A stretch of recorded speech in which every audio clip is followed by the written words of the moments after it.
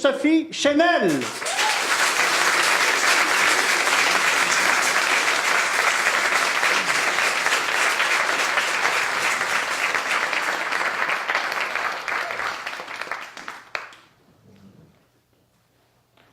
J'ai 8 ans, je rentre de l'école et ma mère me demande « Sophie, qu'est-ce que tu veux faire plus tard ?» Déterminée, sans hésitation, je lui réponds « Je veux diriger les gens. » Je peux vous dire que quand je décidais. Et il fallait que ça suive. Mais quelques années plus tard, je me suis retrouvée dans la position de la personne dirigée. J'ai commencé mon travail et là, j'avais des managers français très structurés qui définissaient et qui décidaient pour moi quels étaient mes objectifs et comment j'allais accomplir mes missions. Mais moi, ce que j'ai envie de faire, c'est diriger les gens. C'est accompagner les gens pour pouvoir leur permettre de s'élever. Mais je veux une équipe.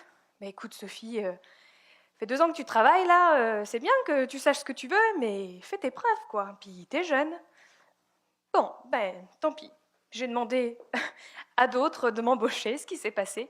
J'ai été engagée dans une autre compagnie qui était toujours reliée à cette entreprise. Et à ce moment-là, ben, j'ai refait mes preuves et j'ai obtenu des objectifs commerciaux. Sauf que là, ça me démangeait vraiment. C'est-à-dire qu'à chaque fois que je faisais cet entretien, on m'expliquait qu'il fallait que je fasse mes preuves, alors que je venais de les faire avec des objectifs qui me donnaient, que j'atteignais en permanence, mais je n'avais pas les résultats escomptés puisque je n'étais pas écoutée. Je souhaitais accompagner une équipe et diriger les gens. Mais il fallait qu'on me donne ma chance. Il y a une personne qui m'a donné sa chance. « Allô, Sophie ?»« Oui. » Le cœur palpitait, c'était Mugur. « J'ai quelque chose de culotté à te proposer, mais je pense que c'est à toi qu'il faut que je le propose. Si je te dis chargé de projet à Montréal. » « Ah bah écoute, Mugur, c'est parfait, je veux gérer une équipe, project manager, c'est génial. Et en plus, à Montréal, je voulais partir à l'international, on m'avait dit que c'était pas possible de tout faire en même temps. Ah ok, alors là, Sophie, ben super, je pensais que mon idée était culottée, mais je pense que ton enthousiasme l'est peut-être même plus. Et ton mari? Ah ben mon mari, Paris ou Montréal, ça sera Montréal. Alors j'ai pris mes crics et mes claques, et j'ai traversé l'Atlantique pour manager une équipe. Mais à travers cette équipe, j'ai grandi. J'ai grandi et je me suis rendu compte que ce qui comptait le plus pour moi, c'était de voir les gens qui évoluaient, voir les gens qui se réalisaient à travers ça et qui grandissaient. Alors j'ai décidé d'accompagner d'autres personnes. Aujourd'hui, je suis 3 personnes, en plus de ce travail, à travers le monde francophone, et je les écoute pour qu'ils concrétisent leurs rêves.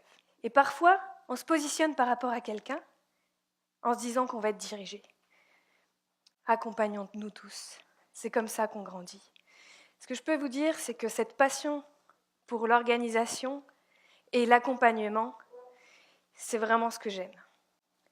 Et quand les gens, je les rencontre, souvent, ils ont beaucoup de projets. Puis c'est un peu le brouillard. Alors moi, je les aide à faire un peu le tri, à regarder un peu dans quelle direction aller. Et puis, ce que j'essaye de faire, c'est de devenir leur anti-brouillard. Est-ce que ça vous parle, l'anti-brouillard ? Voilà, merci.